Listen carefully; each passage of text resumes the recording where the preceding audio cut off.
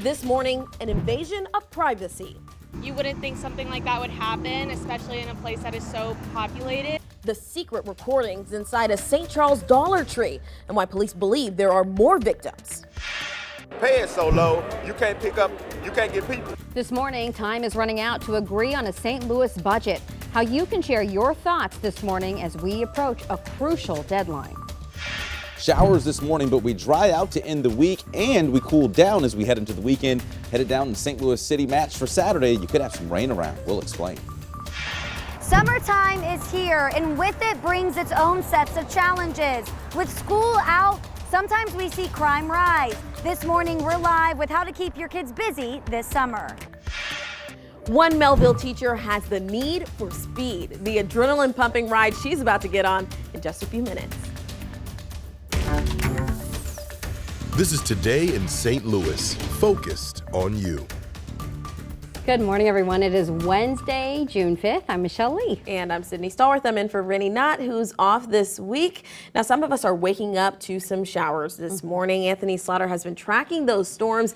Anthony, what does it look like right now? So yeah, some of them north, some south, now about to move into St. Louis Metro here shortly. The radar shows we're kind of in between both complexes in St. Louis, but the complex to our south now pulling into Jefferson County, approaching you in Arnold, Festus as well, and that 67 corridor down into Farmington, Fredericktown, and 12 Mile. Then we go north. This complex of rain has actually had a history of producing some small hail, moving through Litchfield right now up that 55 corridor into Nokomis and out towards Greenville as well. Then you look at St. Louis Metro. Here's the rain that's coming up 44, already starting to see it in Pacific and Eureka, and even approaching you in Arnold on 55. That again will be pushing into St. Louis here momentarily. So the morning drive, give it the yellow light because it is a little damp in spots. You may catch a downpour quickly and then it moves on. This afternoon we dry out, temperatures in the low 80s for highs today. Let's get over to Paul Cook and track these damp roads that are moving in. Paul, what's going on right now? Absolutely checking those conditions, and well, you are moving. There's no delay action out there, but you said it, damp roads here. In fact, you can see here St. Clair and even a little bit further to the west. Well, you Anthony, have already been talking about Pacific, so we're right in that area, and we're really going to be following to see if there's any slowdowns,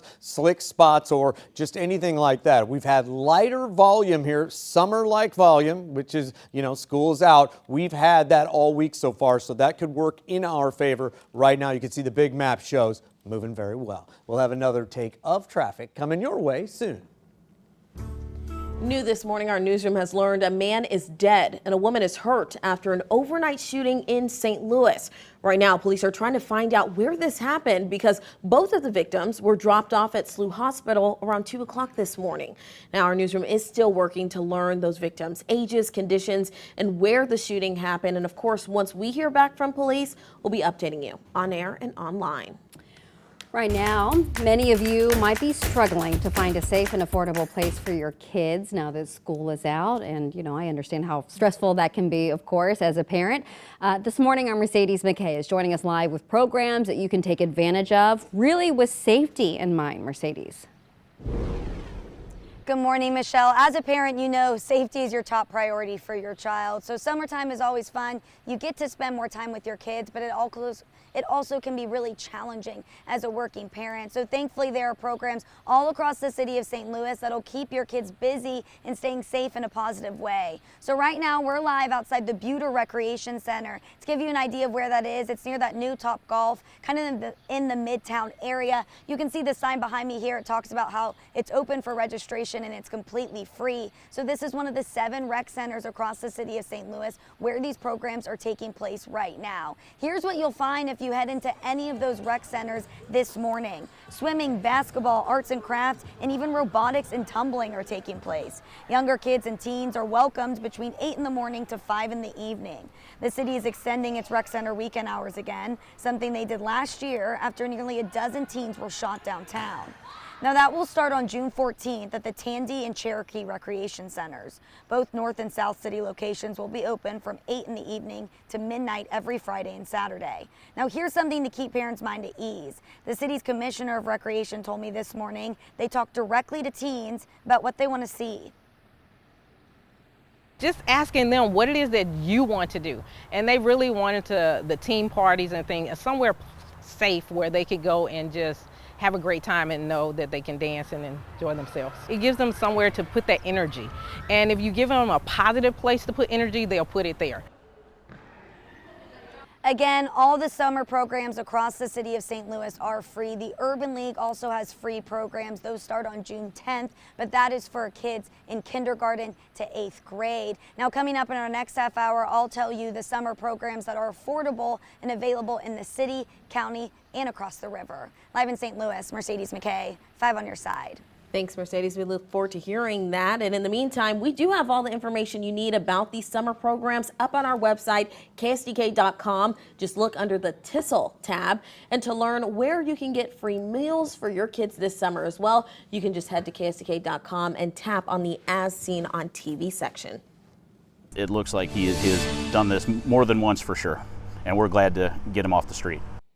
Wow, well, check this out. This morning, police believe there are hundreds of victims that they have yet to identify who were secretly filmed by an O'Fallon man. Kevin Clayton, the man you just saw, faces 2 counts of invasion of privacy for secretly recording up women's skirts while shopping at the Dollar Tree in O'Fallon. They found over 200 videos in his deleted folder on his phone. Clayton is currently on probation after pleading guilty for a similar incident back in January. Well, in just about 4 hours from now, St. Louis County will start building what they hope will be a new resource center for many people. This is a rendering of the planned police precinct at Schaefer and 80 Roads in Maryland Heights. The county will use $46 million in federal relief money to pay for this facility. It'll have intelligence and property control centers inside of it. Now, we're told that this groundbreaking is happening at 10 o'clock this morning. Also this morning, the clock is ticking, we know, for some city leaders to come up with millions of dollars for the budget. We've been following this very closely. Our Diamond Palmer is joining us live from City Hall downtown. Diamond, why is there this clash happening so close to the deadline? Well, Sydney and Michelle, the clash is happening because residents aren't agreeing with city leaders and city leaders aren't agreeing with each other this morning. We're only about 3 weeks away from those city leaders having to approve the budget come July 1st. And this morning, there's going to be a public hearing where city leaders and community leaders will once again come together to hear about the proposed budget. Some of the priorities already named from those leaders include filling vacant city government positions, which also increase services. That means when you call the police or when people pick up your trash. So overnight, I took a deeper dive into the $1.3 billion budget, and here are the 3 factors that you should know. The proposed budget spending plan would move $2.5 million from police payroll into police overtime. Right now, the city lost $26 million from the budget after an earnings tax ruling last month. They have to pay city workers who worked from home. An alderperson told 5 on Your Side the city has $100 million in reserves to cover this.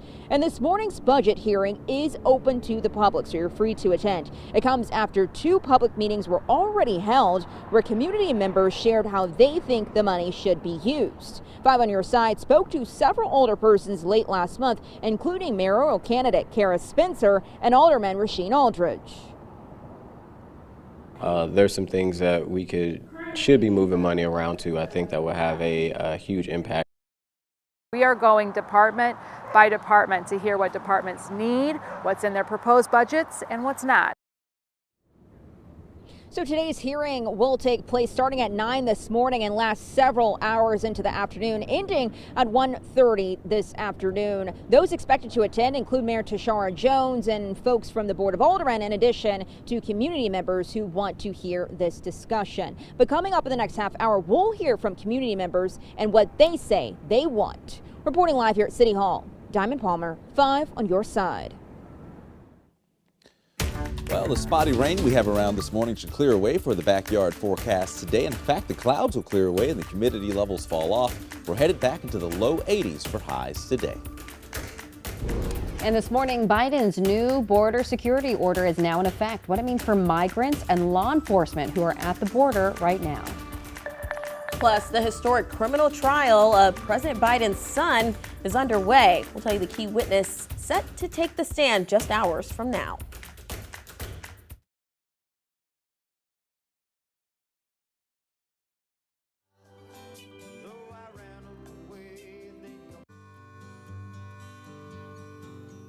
Mother, Mother Ocean, I've heard you call. Wanted to sail upon your waters since I was 3 feet tall. You've seen it all. You've seen it all. Watch the men who rode you switch from sails to steam, and in your belly you hold the treasures you have ever seen. Most of them dream, most of them dream. Yes, I am a pirate, 200 years too late. The cannons don't thunder, there's nothing to plunder. I'm an over 40 victim of fate, arriving too late, arriving too late. But I've done a bit of smuggling, and I've run my share of grass. I made enough money to buy Miami, but I pissed it away so fast. Never meant to last, never meant to last. And I have been drunk now for over 2 weeks. I passed out and I rallied and I smoked a few leaks, but I got to stop wishing, got to go fishing down the rock bottom again. With just a few friends, with just a few friends.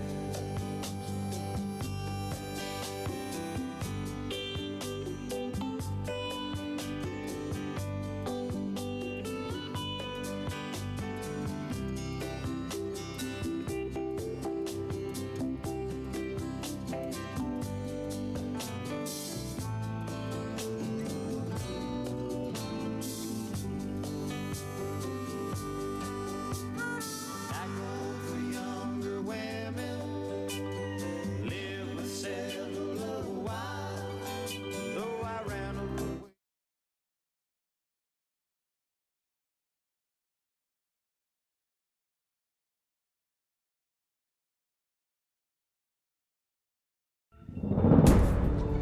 All right, welcome back. Let's get a quick check of this rain that's moving into parts of our viewing area. In fact, these showers here on southern portions of our viewing area from Bloomsdale to Farmington, Fredericktown, these are still falling apart, but nonetheless producing some downpours, moving right up into Festus and Arnold as well. And then back towards Litchfield, this one was stronger. It did produce some small hail, now moving east of Litchfield into Nokomis and eventually approaching you in Vandalia. Nothing severe, though, just a lot of lightning and thunder. And then closer to the metro, you can see really from about 6440 northward, we're dry, but you go south of that out towards Wildwood, Pacific, Eureka, you've got showers developing and even approaching you in Arnold, that brighter color there just south of you in Arnold. That's some heavy rain approaching 55. And so, well, there you go, 55 in Arnold. Looking to the south, you can see how dark the clouds are. And if you look closely, you can kind of see the rain coming down, that hazy feature there right over some of the clouds. So showers moving into St. Louis Metro and from Arnold and into downtown here shortly. I think in the next half hour, but it's going to be a quick hit of rain. And then after, I'd say 7, 8 o'clock,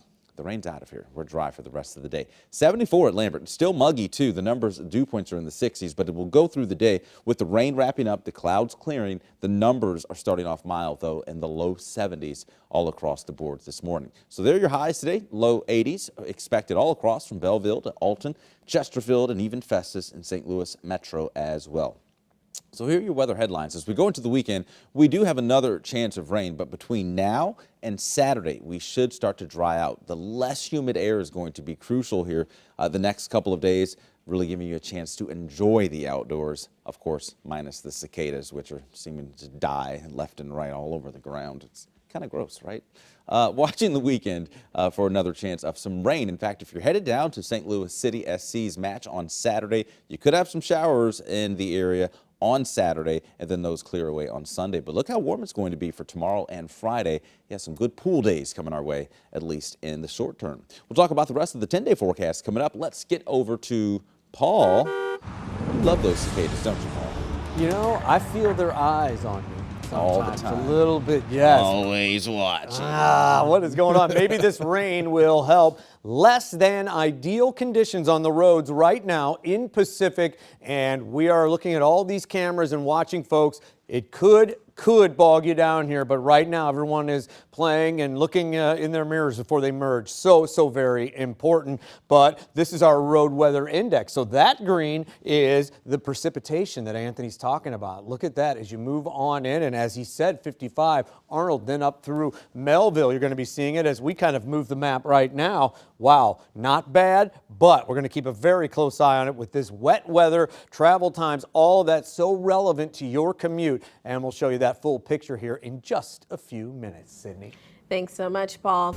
As you wake up this morning, you should know there's a new executive order in effect, and it's all to do with our southern border. Now, the order is already attracting criticism from both parties. NBC's Alice Barr explains what it is and the reaction we're receiving. A scramble at the southern border after President Biden signed a restrictive new executive order that shuts down the border during migrant surges of more than 2,500 crossings a day.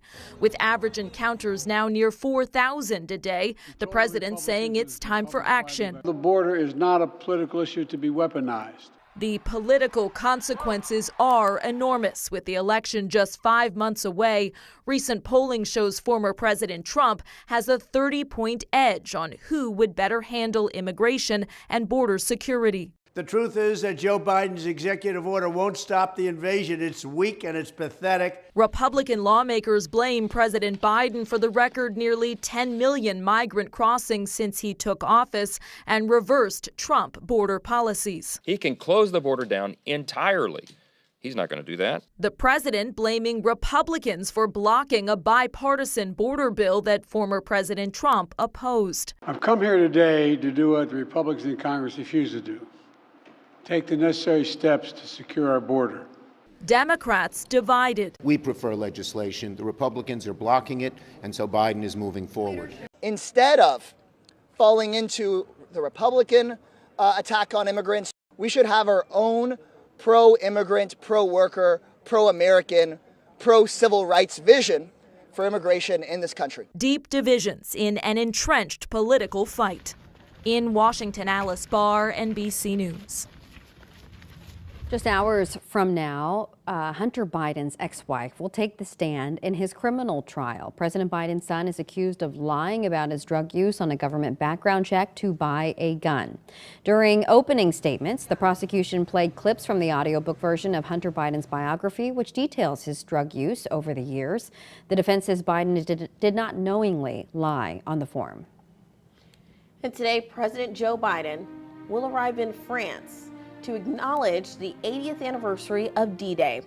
And overnight, some of the last surviving veterans of World War II touched down in Normandy. This is video just into our newsroom a few hours ago. This morning, the Today Show caught up with the group of veterans, and you will hear their stories this morning, today at 7 o'clock. And of course, the Today Show starts right after Today in St. Louis. Taking a ride with America's most famous flyers. The St. Louis County teacher joining the Blue Angels this morning.